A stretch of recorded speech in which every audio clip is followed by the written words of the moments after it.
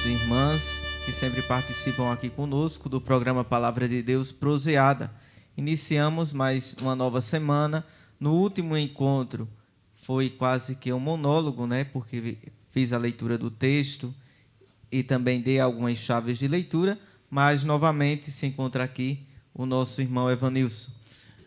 Tudo bem? Sejam bem-vindos os telespectadores que nos acompanham e que possamos iniciar mais um programa. Para aproveitar e antes de irmos direto ao assunto, né?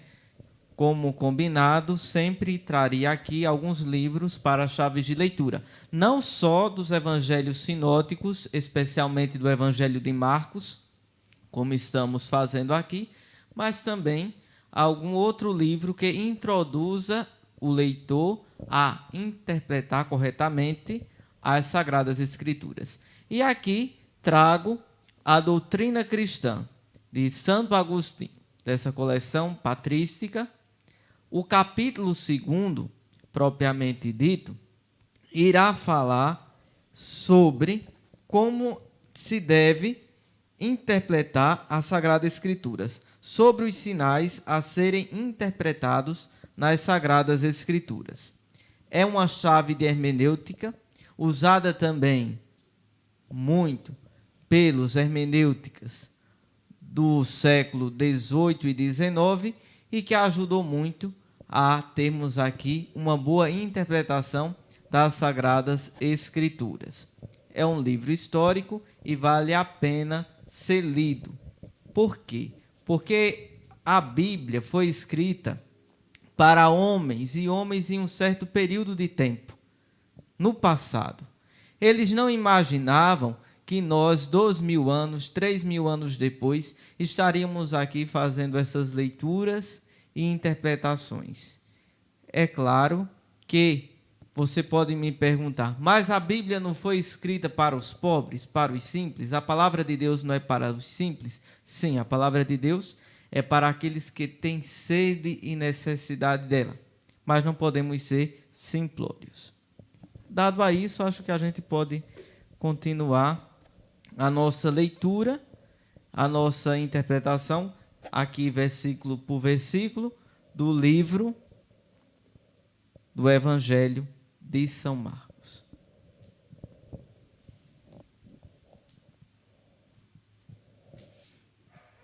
E entrou de novo na sinagoga, e estava ali um homem com uma das mãos atrofiada. E observavam para ver se o curaria no sábado, para o acusarem. Ele disse ao homem da mão atrofiada: levanta-te e vem aqui para o meio.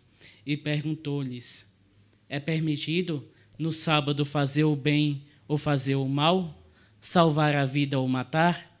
Eles, porém, se calavam. Então, nós chegamos aqui ao capítulo chamado As Controvérsias. Esse propriamente dito, esse capítulo, Jesus irá cometer incidências para aquela tradição judaica. Vai ferir, digamos assim, algumas tradições que o povo, por ser muito religioso, e o povo do mundo antigo era assim, muito impregnado àquela cultura, não compreenderão as atitudes de Jesus.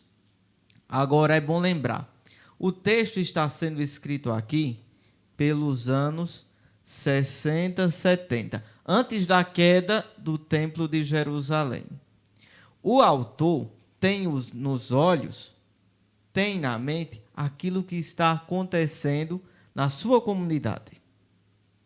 E aqui, provavelmente, os fariseus estariam fazendo muitos questionamentos aos cristãos e era bom o evangelista responder não com suas próprias palavras, mas Jesus. Então, a atitude de Jesus aqui, mediante a esta circunstância e situação do sábado, será para dizer propriamente que os cristãos não mais têm o Shabat judaico, mas o domingo.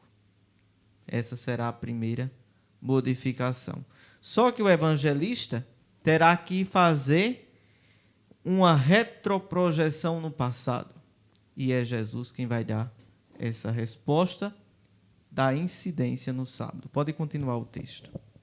Repassando então sobre eles um olhar de indignação e entristecido pela dureza do coração deles, A dureza de coração deles. Eles não quiseram aceitar o Senhor ressuscitado, não acolheram o cristianismo e permaneceram na sua tradição passada.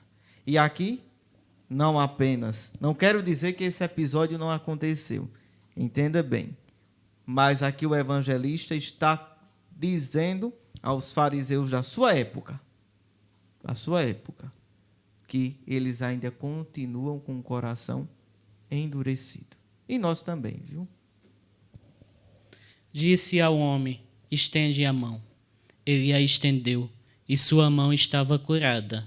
Ao se retirarem os fariseus com os herodianos, imediatamente conspiraram contra ele sobre como o destruiriam. No Evangelho de Lucas, aparece bem Jesus sendo julgado por Herodes. Não propriamente um julgamento, né? Porque Jesus nada responde a ele, Herodes apenas o chama de louco e o reconduz a Pilatos. Os fariseus não parecem não tomar partido nos relatos da paixão, como tem os sumos sacerdotes. E aqui podemos perceber bem que havia discussões ainda dentro da comunidade desse grupo de herodianos e fariseus que acusavam os cristãos.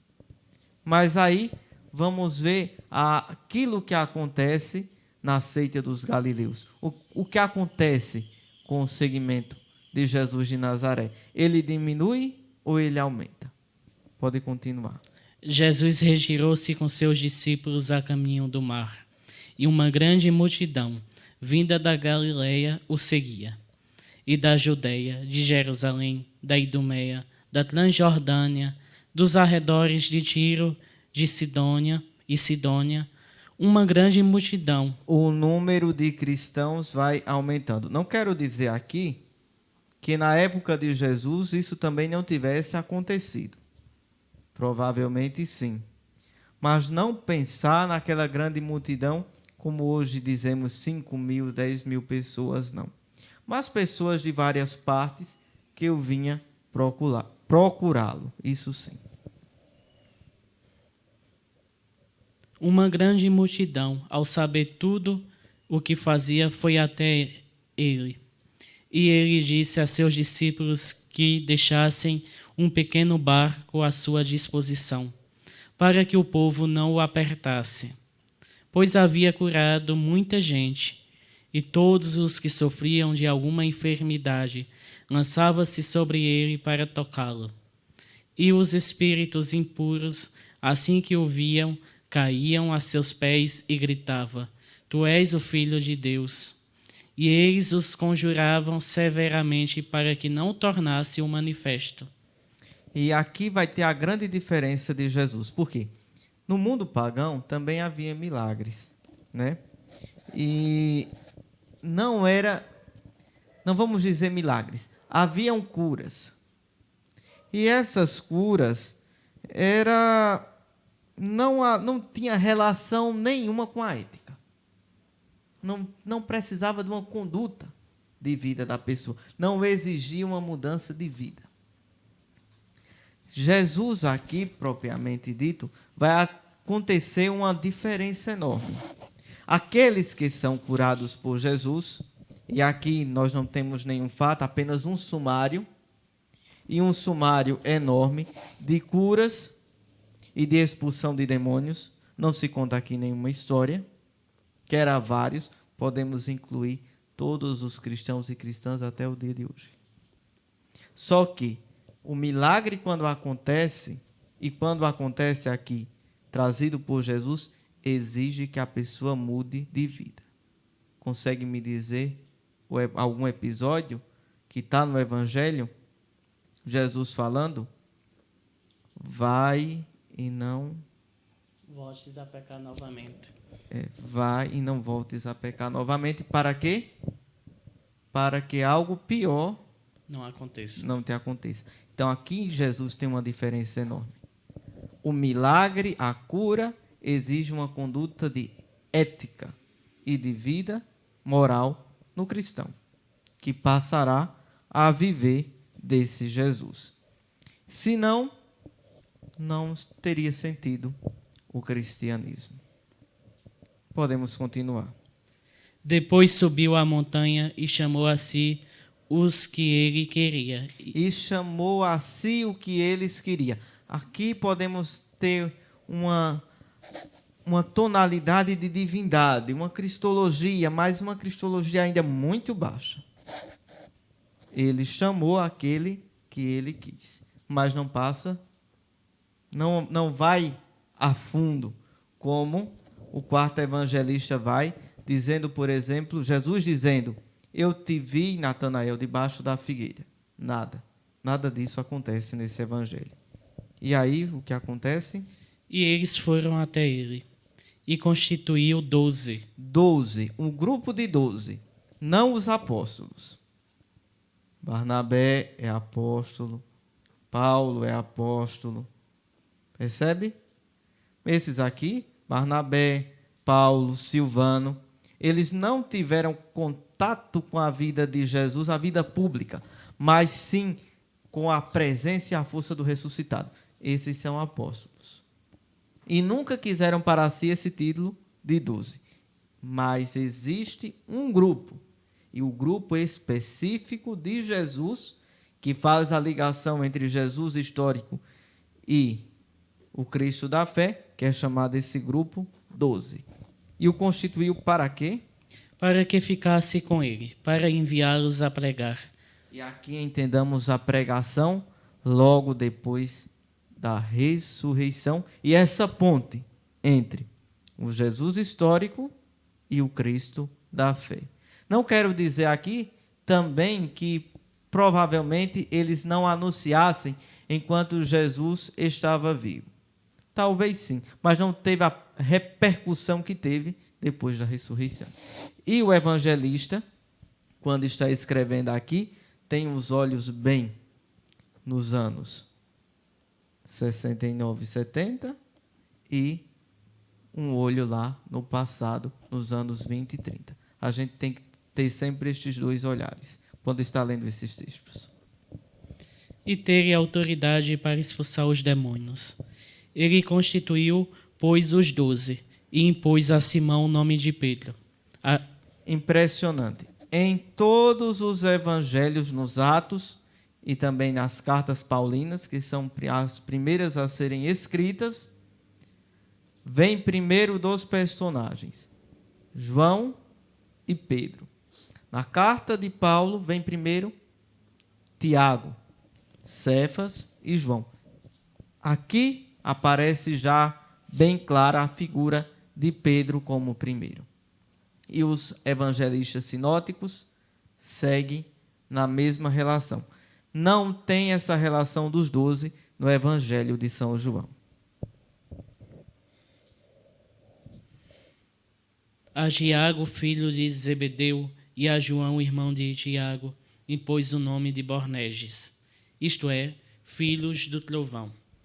Depois André, Filipe e Bartolomeu, Mateus, Tomé, Tiago, o filho de Alfeu, Tadeu, Simão, o Zelota, e Judas Iscariote, aquele que o entregou. Uma lista dos 12, uma tradição oral chegou até nós. Alguns nomes desses aqui, muito desconhecidos. Não se sabe quase nada. Então, é histórico que Jesus teve um grupo de 12? É. O nome desses 12 estão relatados nos evangelhos? Estão. Qual é o problema? Se você começar a comparar Mateus, Marcos e Lucas, alguns nomes são confundidos e mudam a relação. Quer um exemplo? Claro. Nós celebramos São Judas Tadeu. Então, é um dos discípulos, mas é o nome de duas personagens diferentes que aparecem na relação dos 12, que achou melhor. Então, essa lista era uma tradição que já tinha do grupo dos 12, mas que algumas, se você for comparar com os outros evangelhos sinóticos, Mateus e Lucas, que copiam Marcos, ou como diz no alemão a fonte Quelle, que é a fonte dos três, né? Perceberemos que alguns nomes já tinham sido modificados, já tinham uma outra tradição. Então, o grupo dos 12 existiu, mas aí não se sabe a lista. A sequência da lista não é tão segura. E os nomes também não. Um exemplo que dou é sobre o apóstolo Judas Tadeu. Aqui, no Evangelho de Marcos, ele aparece com o nome Tadeu. No Evangelho de Mateus, ele aparece com o nome Tadeu. Como é que aparece no Evangelho de Lucas? Veja aí a lista. Judas, filho de Tiago, e Judas Iscariote, que se tornou traidor. E aqui, provavelmente, com o passar dos anos, duas pessoas que eram distintas foram juntas em um nome só.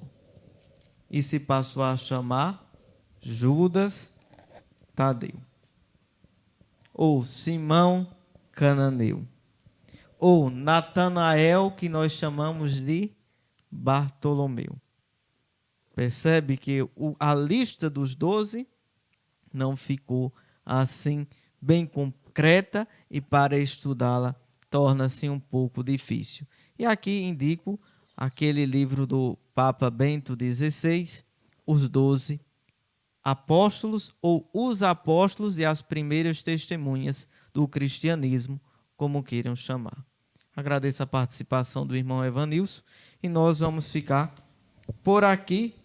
Acho que dá para a gente ler esses dois últimos versículos, né? Para terminarmos o tópico da família de Jesus aí no Evangelho de Marcos. E assim concluímos.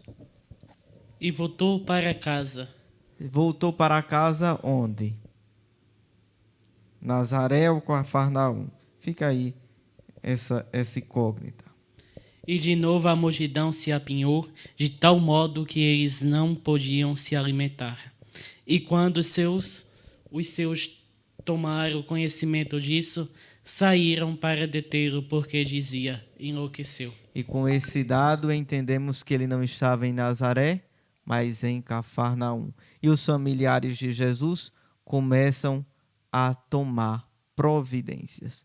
Quer dizer, nem os próprios familiares entendiam a sua mensagem de vida e de salvação, como também nós hoje não entendemos. Vamos rezar para que apareçam muitos loucos e muitos doidos pela palavra de Deus, porque aquele que se deixa viver pelo evangelho de fato é considerado também louco. Obrigado, irmão Evanilson, pela participação. Obrigado pelo convite, irmão John, e para todas as pessoas que nos acompanham. Também fica aqui o meu agradecimento.